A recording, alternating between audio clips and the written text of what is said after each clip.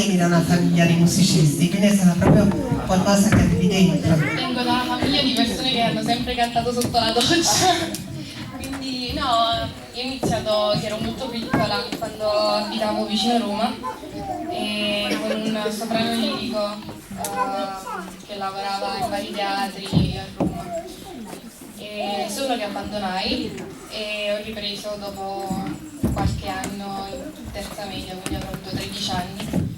E inizialmente ero molto stonata, quindi non sono mai stata sempre brava.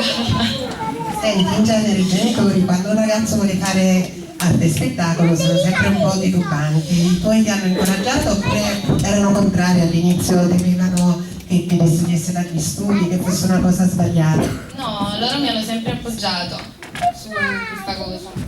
E quindi un messaggio anche per voi genitori, che accontentiamo i talenti dei ragazzi, perché non possiamo mai sapere se il nostro figlio potrà diventare qualcuno come... Sì, anche perché i miei genitori si aspettano ormai quasi tutto, anche perché ora sto partecipando alla preparazione di questo musical registrato nell'Ortomino. Vieni Antonella, ci vuoi parlare di questo progetto? No, adesso, dopo?